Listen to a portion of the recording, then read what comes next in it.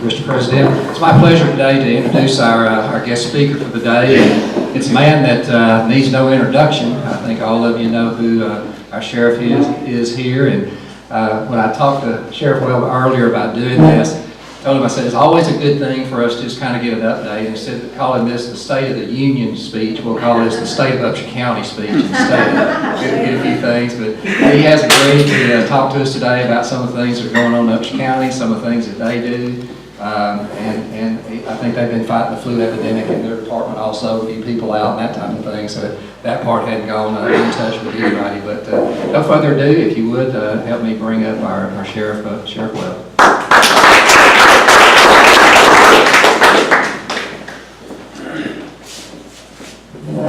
Well, thank y'all for having me, and I'm not very good about talking into these things, so if you can't hear me, just wave at me and then I'll get back close to this, because I move around quite a bit.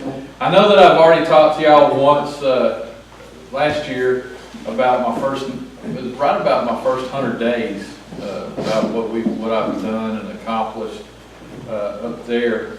So I figured I would let y'all know what I've done for the year, and then what my plans are for this year, and some of the things that we're looking at up there at y'all's sheriff's office to, make our business a lot better and easier to go, and provide better services for y'all. When I first took office last January 2017, I had to fix some things in our payroll, in our pay scale. I had some supervisors that weren't making what I thought was, basically they weren't making as much money as people that weren't non-supervisor positions. So I had to fix that.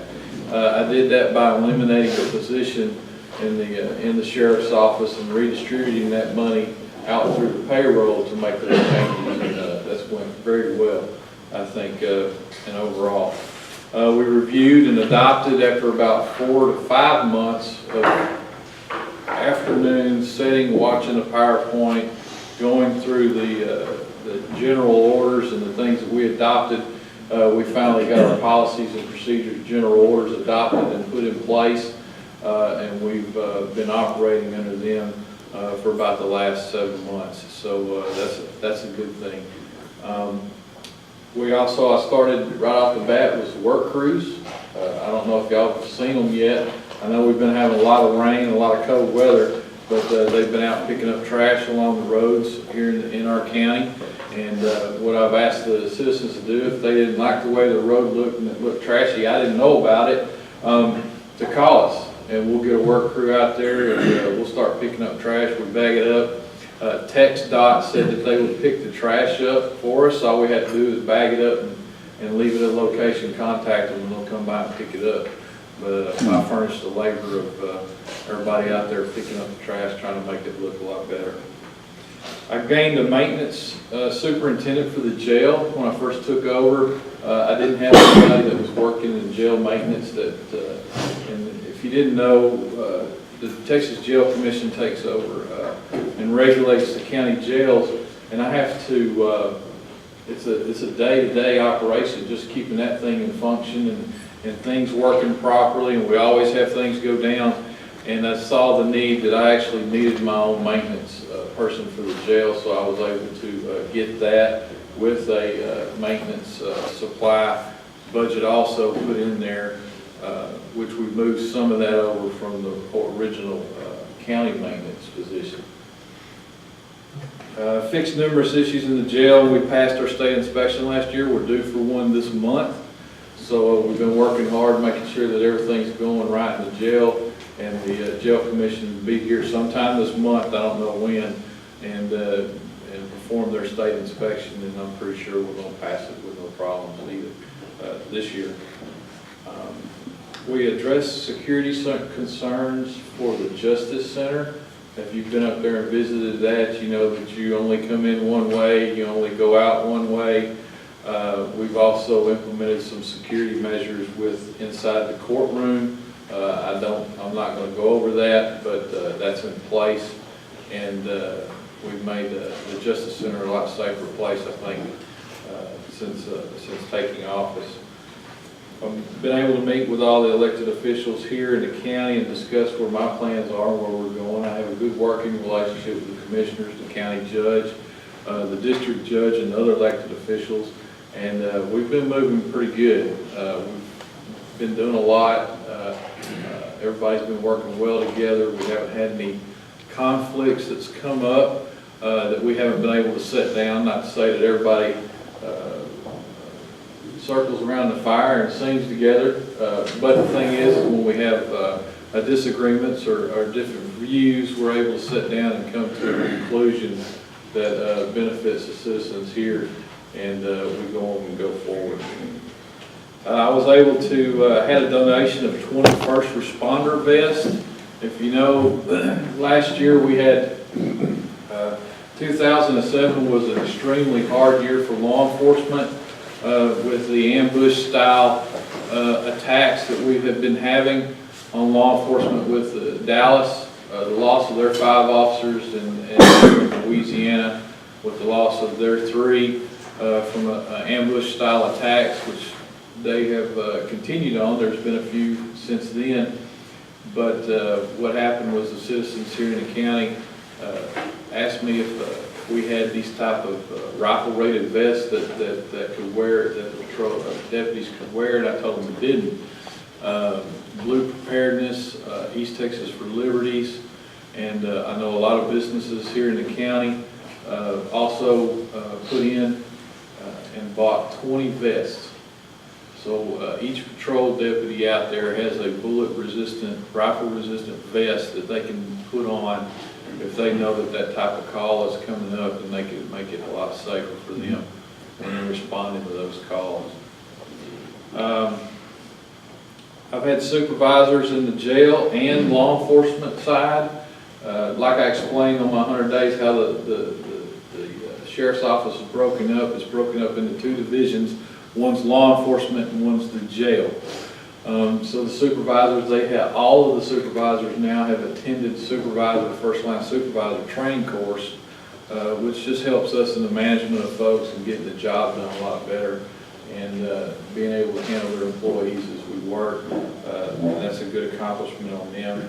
We also instituted a in-service training program for the jailers and the deputies, which actually saves the taxpayers. If I was to send each of the deputies off to a training for a 24-hour training, which is about a 3-day class, on top of meals, housing, the hotel, just the amount for the courses, which some of them, and I put a low amount on it, about $300, but some law enforcement classes can even get over $1,000. I've partnered with Longview Police Department in their training curriculum that they do every year, that I get to send my deputies over there free of charge, and they get 3 full days of training on the topics that they're teaching, which is generic topics, patrol procedures, firearm enhancement, those kind of things, report writing, and just general law enforcement knowledge. So it saves the county a tremendous amount of money on me sending folks off for training, where I actually am getting it for free and the taxpayers aren't paying for it. So we're doing real good on that. In September, I held my first Citizens Police Academy. We had 21 citizens attend the, I think it's a 7-week course. Went all the way up to right before the Jamboree started. We had our graduation that Tuesday, and we covered a lot of topics. Basically, it opened the door to what we do as the Sheriff's Office for the citizens, what services we have, what programs we have. We talked about probable cause. We're going to make some few changes on the next one, and the next one will be this coming September again. It's going to be a recurring deal, and I encourage all of y'all to, if you haven't had the chance, it's going to be a Tuesday and Thursday night, and it's for a couple of hours where we come in and teach a class and teach you different things that we're doing. And I'm not making you, or I'm not deputizing anybody at the end of the class and tell you to put on a badge and a gun, but basically it's just a general knowledge, working knowledge of what we do and how we perform our functions every day. And I think the folks liked it a whole lot that went through it last time, so it's going to continue to grow. We held National Night Out on October the 3rd. Prior to last year, 2016, I went to the National Night Out here. We had 2 parties in the county. We had one that was here in Gilmer, and Mr. Rex Youngblood put on a block party at his house, out there at his house. And those were the only 2 parties that I knew of countywide. I told folks that I wanted to increase that and increase the participation with the citizens on that. And I'm happy to tell you we had 15 this year. The smallest group I think was about 20. We had them all over the county. We had them at the volunteer fire departments. We had some at Betty. We had some out in the Simpsonville area. We had Ore City hold theirs. Diana area we had them. East Mountain, Union Grove, Big Sandy, Pritchett. I mean, it was just everywhere. And then they had a real big one here in Gilmer, where I want to say probably about 300 to 400 people showed up to that one. So it was a great involvement with National Night Out, and basically that's where everybody gets together, gets to know their neighbor, and discuss some issues that are going on, and also opens the door of knowing who your law enforcement are that gives you the services, and it was great, very great. So when I took office, I made a unit called the Special Investigation Unit. I'm not going to tell you how many people are in that unit or who the names are or anything, but I actually made them and gave them the mission of addressing our narcotics issue in the county. I'm happy to tell you that they've been doing an excellent job. You probably see a report every month in the Gilmer Mirror that actually shows what their activities have been for that month, and you'll see the narcotics arrests that have been made, and to include search warrants. There are still currently things that are going on right now that I can't discuss, but I'll be real happy when they get finished, and I think y'all will too. We continue to provide law enforcement service for the city of East Mountain. If you don't know, here about 6-7 months ago, East Mountain was having a little bit of a problem out there. They actually disbanded their law enforcement agency out there. And right now I'm providing law enforcement services for the city of East Mountain, which they're not paying me for, but they're getting the same exact services that everybody else in the county gets.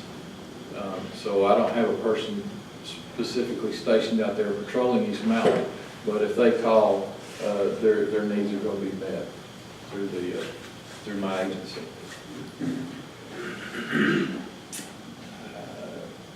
Last September, I had a budget proposal to the Commissioner's Court, and it's probably going to be a little shock to you, but I had employees that worked for me that carried a gun and badge that were willing to put their life on the line for the citizens of Upshur County that qualified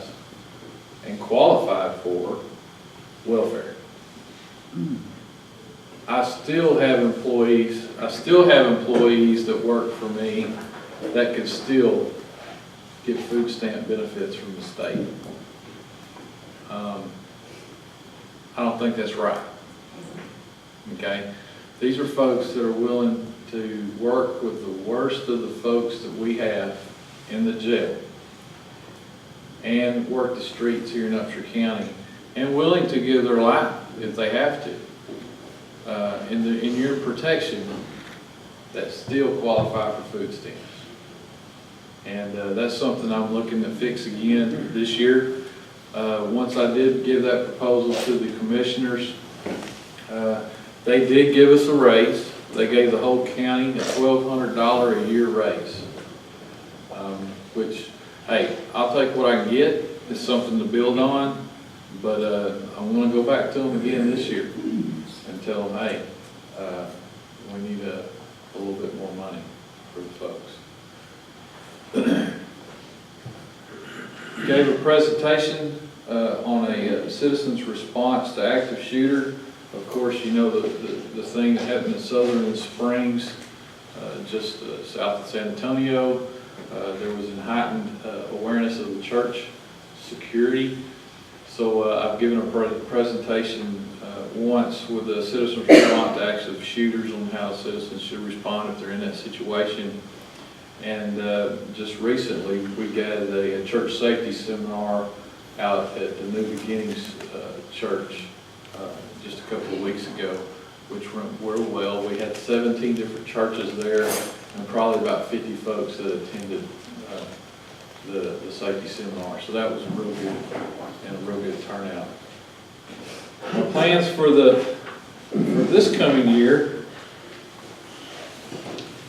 are implementing a less than lethal option in patrol. It's just basically another tool that the deputies would have to deal with use of force issues that they have out there on the street. Also implementing a first aid procedure in patrol with the officer down kits. We've got them in now. We're fixing to start the training. I have the jail nurse that's fixing to do our training for the deputies. Because if you know, we don't have a hospital here. If we have to call an ambulance, and they can come from here. Who knows where it can come from? So I saw a need for the deputies being able to take care of themselves if they were injured out there, or and have that supplies there readily available for them that would give them a fighting chance if they were injured or shot. At least they could do something with each other to give them a little bit more of an advantage before an ambulance or trained medical people could show up.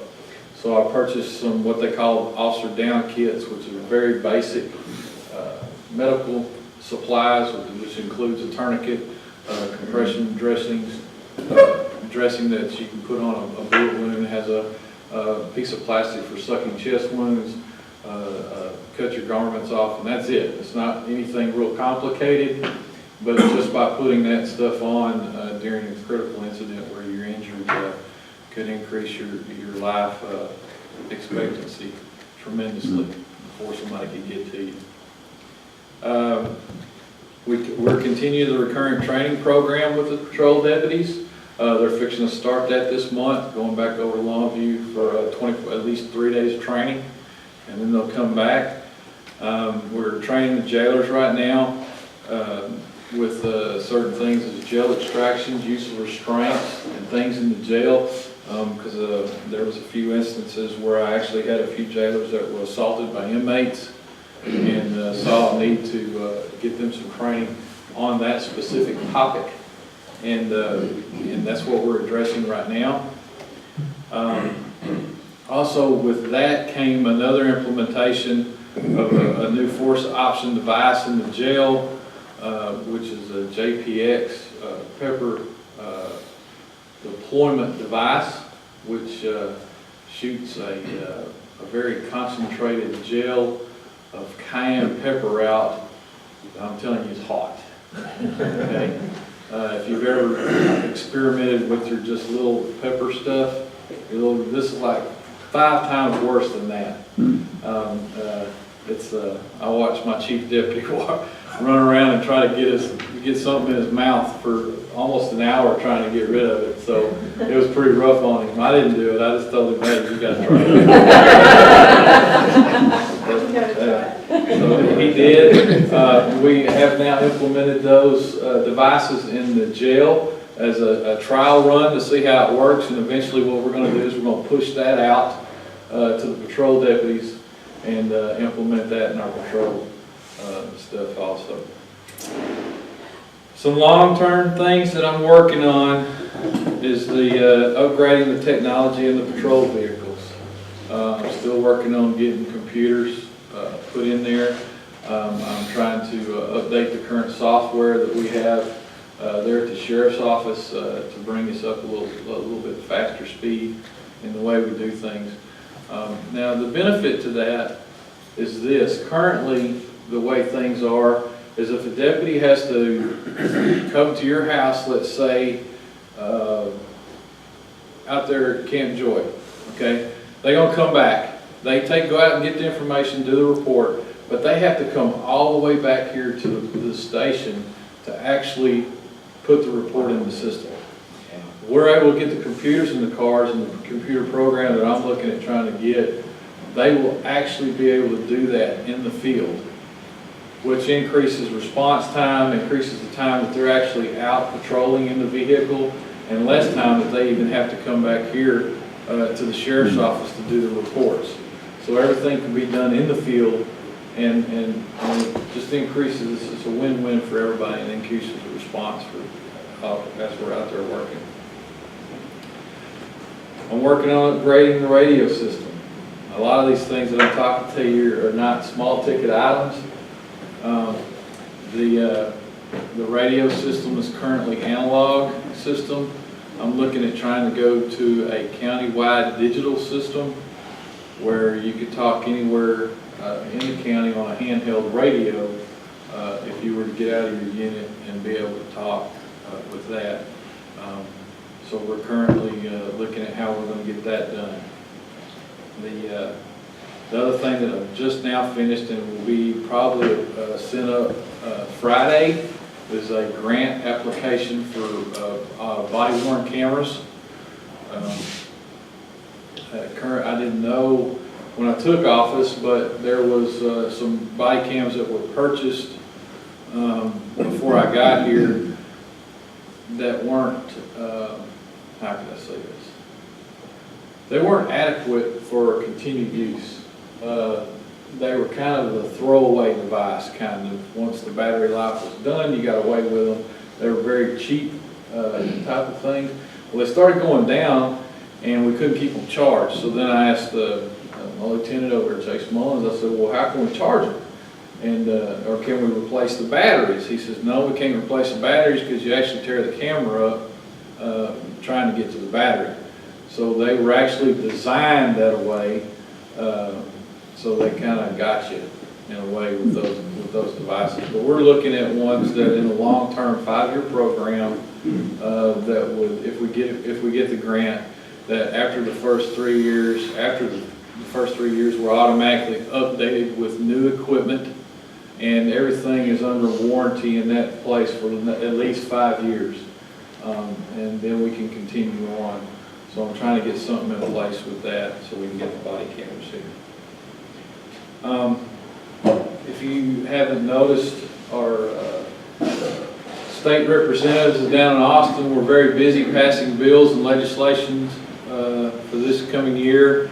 2 of them that affect us are very important that you need to know about. And one of them is called the Sandra Bland Act, which deals with jails, mental commitments, mental individuals in the jail, dealing with those crisis intervention training for patrol deputies and stuff like that, electronic monitoring in the jail cells and jail checks and stuff like that.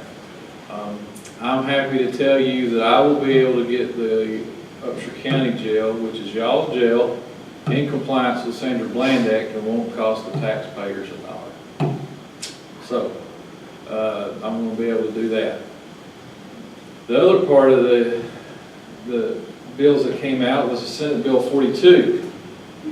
And what that is Senate Bill 42 is talking about courthouse security. Everybody's aware of the shooting in, I want to say it was Kaufman County. It was Kaufman County, where Kaufman County DA was killed. Then the judge was shot later. This is dealing with that type of act there, and basically I'm happy to tell you that we had to actually form a courthouse security committee that's now in effect and has been formed with Judge Parrish, and there's other elected officials on that board. We have met. We've talked about security issues there at the courthouse and the courthouse on the square. I've put together recommendations for improvement of the security in both of those locations, and we're going to have a meeting Friday, and we'll vote on it, and then I will actually be presenting those measures to the Commissioner's Court at a later date. so we can get that done. I already told you we held our first church safety program, and we're fixing to hold March the 22nd. It's going to be our first women's safety class. It's not a hands-on class. It's for you know, what to do when you're out shopping, what to do when you're out driving, just basically things to look out for and things to prepare you for if something was going on that made you nervous or those kind of things. It's going to be a lot of fun. It's going to be about a 2-hour class on March the 22nd. So I encourage you to do that. We'll hold that up there at the 115th District Courtroom. The class will do that with. So, been kind of busy. I haven't stopped yet. Don't plan on it, but we're going to move forward and get these things done. So, any questions? Yes, sir, Mr. Dean. What do you, just give us just a brief summary of what you talk about in the church safety seminar. How can the churches, I mean, what are you telling the churches to do specifically? Well, basically, I go over everything. A lot of the churches were interested in just the active shooter. You know, what are we going to do if somebody comes in here and shoots and that kind of stuff. But I covered the whole topic. I covered dealing with the children. I covered dealing with robbery, internal theft, also the active shooter part of it. But the big thing that I told them is to prepare. Have a plan in place and prepare for it. Not that you can't stop that stuff, okay? You can't stop it by any means, but you can definitely prepare for it. And when you're prepared for an event, then you already got something set, so when it does happen, you're not surprised and behind the curve. But we cover a whole lot of topics, a whole bunch of stuff, not just one specific. Well, not to be funny, I'm not trying to get a laugh here, but I mean, they're considered things like giving the ushers guns or anything like that. I mean, we covered that. There was actually a Senate bill that came out that gave the churches where they can make their own security teams, and they can actually have weapons, but they have to be licensed carry holders. But we covered that. Did Yes, the sir. legislature change the legislation on the carrying of guns in the church this last session? To where now, as long as they don't have the 30-06 and 30-07 sign posted, it's legal to carry? I tell you what, actually, that's going to be under chapter 4603 and 46035, which is in your weapons penal code offenses. And the legislature, when they start making a lot of changes to the things, they tend to forget stuff. There is actually a defense to prosecution legally that if you are a concealed or a handgun license carrier, you cannot take your weapon into a church. I think they changed it. No, they didn't. Well, What they did, TSRA is posting on their website that they got done away with. right. Well, the deal is they had to change it. Now, what they did is they took it out of places prohibited, a church. You can't take a handgun in a church. You can take a handgun in a church if you're not a license to carry. It's very confusing. But you can't take a 5.5-inch knife in a church. So they've got the wording backwards. And what they did is they never changed the criminal trespass of the license to carry, where they actually left the church in that statute. And they never changed it. I've talked with Billy for half of a day trying to get this thing figured out on how we're going to do this. And basically what we're telling the churches is this. You can have your security team, they can be armed, they need to be on a list, okay? And you have to have your 30-06 sign posted at the church. Okay, that's a defense of prosecution to the license to carry, that if they enter into this church with their weapon, their defense of prosecution is the church did not have that sign posted at the entryway. So it's confusing. It's got to be cleaned up, and hopefully next legislature will get it cleaned up. So. Yes, ma'am? Sheriff, is it legal to keep like a little pink 22 handgun concealed in your car? I used to have a CHL. Is it your car? Yes, sir. Is it registered to you? Yes, sir. And you're traveling from one place to the other? I have a daughter to protect, a mom and a It dad. can be in your car, and you don't have to have a permit or a license to carry. Just don't break the law, because if you do, then we'll Always charge you. traveling. Yeah, if you break the law, then we'll have to charge you with it, sorry. Other than a traffic offense. You're not a gang member, right? All right, we're good. All right, thank you, Sheriff Webb. All right.